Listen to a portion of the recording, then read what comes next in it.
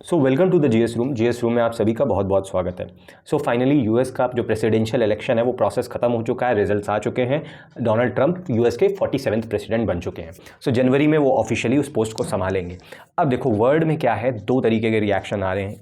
एक कंट्रीज़ हैं जो यूएस को फेवर कर रही हैं, जिन्होंने ट्रंप को फेवर कर रही हैं, जिनमें एक्साइटमेंट है ट्रंप को इलेक्शन विनिंग को लेकर। अब दूसरी तरफ वो कंट्रीज़ हैं जो कंसर्न है, जो उनको समझ में नहीं आ रहा, जो डाउटफुल हैं कि अब जो यूएस में ट्रंप का जो एडमिनिस्ट्रेशन रहेगा 2.0 वो कैसा रहेगा। सो पहले इंडियन प्राइम मिनिस्टर जी की बात करते हैं, नरेंद्र मोदी जी की। तो भाई उन्होंने तुरंत ट्वीट किया था जैसे ही ये क्लियर हो गया कि हाँ ट्रंप आ रहे हैं। सो ये ट्वीट था इंडिया की तरफ से कि भाई as soon as Trump victory became certain. Modi ji का ये ट्विटर पे एक्स पे अपना पोस्ट था कि heartiest congratulation my friend Donald Trump on your historic election victory as you build on the success of your previous term. I look forward to renewing our collaboration to further strengthen the India US comprehensive global and strategic partnership. Basically इन्होंने बहुत इस post से लग रहा है कि मतलब prime minister काफ़ी एक्साइटेड है। उन्होंने कहा ठीक है, वेलकम माई फ्रेंड ट्रंप, आपका बहुत बहुत स्वागत है। और अब इंडिया और यूएस मिल के अपने उन रिलेशनशिप को आगे बढ़ाएगा ग्लोबल लेवल पे। हम अपने स्ट्रैटेजिक टाइज को और मजबूत बनाएंगे और ज़्यादा कॉम्प्रिहेंसिव लेवल पे हम अपने रिलेशंस को ले जाने वाले हैं। अब अच्छी बात यह है चाइना की तरफ से देखा गया है, मतलब ये बड़ा अजीब सा मुझे लगा कि चाइना के जो प्रेसिडेंट है शी जिनपिंग ने भी, उन्होंने भी कॉन्ग्रेचुलेट किया। जबकि आप प्रीवियस जो टर्म देखोगे ट्रंप का 2016 से 20 तक था, so it was not very good with China. ठीक है, सो इन्होंने एक तरीके से चाइना आउट पॉलिसी को अपनाया था डोनाल्ड ट्रंप ने पूरे वर्ल्ड में। और यहीं पे क्वाड को रिवाइव किया गया था, जो इंडो पैसिफिक रीजन में चाइना के जो प्रेशर था, ठीक है, उसको कम करने की बात करी थी इन्होंने। और वो काफ़ी हद तक इन्होंने चाइना को साइड भी लगाया था। So it was not a good term relationship during that 2016 से 2020 तक का जो पीरियड था। अब यहाँ पे यूरोपियन यूनियन को अगर आप देखोगे तो यूरोपियन यूनियन में तो अभी बहुत कन्फ्यूज़न वाला स्टेट है, क्योंकि अब इसके बाद देखना है कि जो यूक्रेन रशिया वॉर था वो क्या होगा। क्योंकि अगर आपने देखा होगा कि जब ट्रंप अपनी इलेक्शन रैली के दौरान, ठीक है, प्रमोशन कर रहे थे, उन्होंने बोला था कि भाई हम जो ये वॉर चल रहे हैं ये सब खत्म कर देंगे। इवन जब रिजल्ट आ गया तो ये जो अनाउंसमेंट हो रही थी उसमें भी उन्होंने बोला ठीक है मैं अब आ गया हूँ, मैं सारे के सारे वॉर ख़त्म करने वाला हूँ। सो यूरोप में बहुत ज़्यादा कंसर्न है कि भाई क्या होगा, ये रशिया और यूक्रेन जो वॉर चल रहा था, अब यूक्रेन को सपोर्ट नहीं मिलेगा, ना ही यूरोप को सपोर्ट मिलेगा, ना ही नाटो का सपोर्ट मिलेगा। तो अब ये हो सकता है कि रशिया क्या करेगा इस सीन में। हो सकता है डोनाल्ड ट्रंप खुली छूट दे दें कि भाई तुम्हें जो भी करना है यूक्रेन के साथ, यूरोप के साथ करो, मैं इंटरफेयर नहीं करने वाला हूँ। सो ये एक कंसर्न बना हुआ है। अभी सब वॉच कर रहे हैं कि क्या होने वाला है 2.0 ट्रंप के कार्यकाल के दौरान। सो अभी आप देखो ना ट्रंप कैसे आए थे। ट्रंप का जो एजेंडा था इसमें पूरे इलेक्शन रैली के दौरान वो क्या रहा था, उन्होंने बोला था कि सबसे पहले मैं अमेरिका फर्स्ट पॉलिसी अपनाऊंगा, ठीक है, मैं अमेरिकन्स के लिए देखूंगा, मैं अपने देश को फिर से इंडस्ट्रियलाइज करूंगा। बेसिकली आप बिडेन वाला जो टर्म देखोगे उस टाइम पे क्या हुआ था कि बिडेन वाले टर्म के दौरान बहुत सारे, मतलब आप टेक्नोलॉजी ले लो, एआई पे बात कर लो, बहुत सारे कर्ब लगाए जा रहे थे, बहुत सारी रेगुलेशन हो रखा था। इंडस्ट्रियल जो इंडस्ट्री थी उसमें बहुत ज़्यादा रेगुलेशन लगाए जा रहे थे। इसीलिए जो बड़े बड़े इंडस्ट्रियलिस्ट हैं वो बिडेन से बहुत ज़्यादा खुश नहीं थे। इवन एलॉन मस्क जैसा इंडस्ट्रियलिस्ट वो ट्रंप को सपोर्ट कर रहा है। सो ये बहुत बड़ा पॉइंट था। देन दूसरे में आपने देखा इन्होंने बोला कि भाई जो इमाइग्रेशन वाला मुद्दा है, ठीक है, इमाइग्रेशन वाला मुद्दा है वो हम ख़त्म कर देंगे। उन्होंने कहा ना कि बहुत ज़्यादा इमाइग्रेशन हो रहा है यूएस के अंदर, बहुत ज़्यादा इलीगल इमाइग्रेशन हो रहा है, लोग बाहर से आ रहे हैं, यूएस को अपना घर समझ रहे हैं, और इसके चक्कर में जो यहाँ के लोकल लोग हैं उनको जॉब्स नहीं मिल पा रहे हैं, उनको बेनिफिट्स नहीं मिल पा रहे हैं। यही फर्स्ट टर्म में इन्होंने अमेरिका फर्स्ट पॉलिसी को अपनाया था।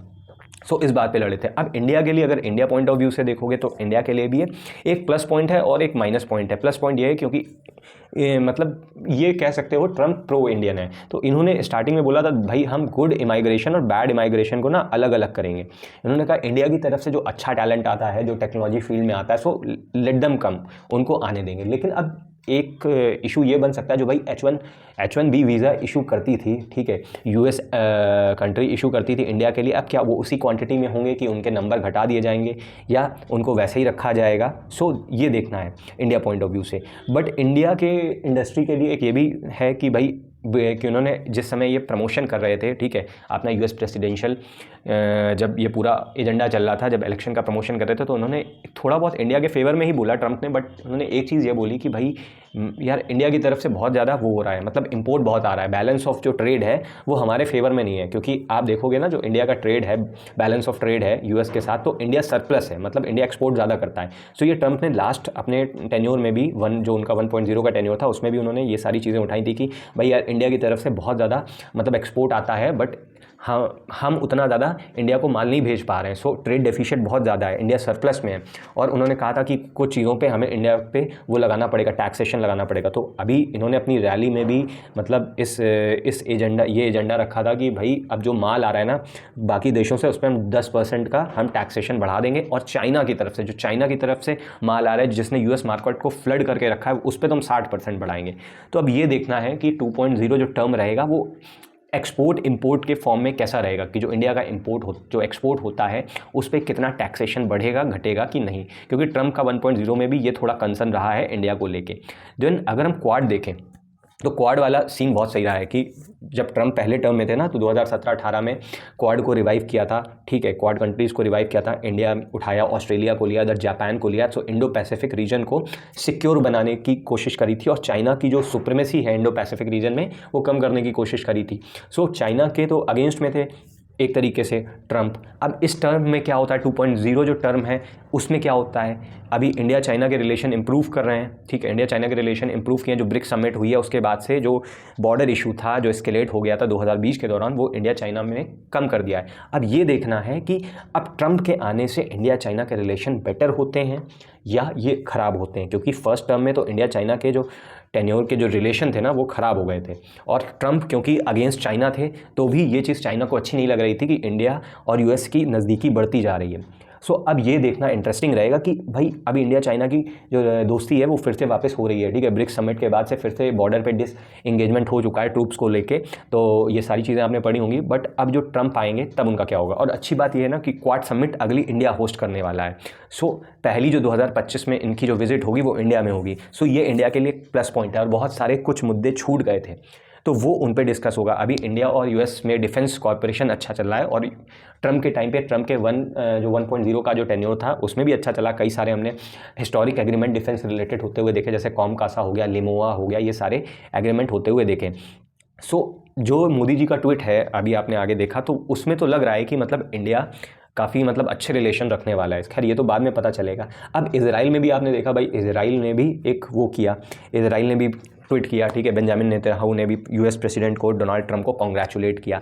अब ईरान की तरफ क्या होगा, आपने देखा था कि जब ये रैली चल रही थी ना तो इन्होंने एक ट्वीट किया था, उसकी मैंने आपको वो डाली भी थी, शॉट डाला भी था कि भाई ट्रम्प ने बोला था कि यार इजराइल को ना एक तरीके से हिंट किया था न्यूक्लियर अटैक कर देना चाहिए, ज़्यादा सोचना नहीं चाहिए। सो ईरान में बहुत ज़्यादा कंसर्न है इस बात को लेके, क्योंकि जो करंट गवर्नमेंट है वो भी फेवर नहीं कर रही और ट्रम्प तो एकदम ही अगेंस्ट है ईरान के।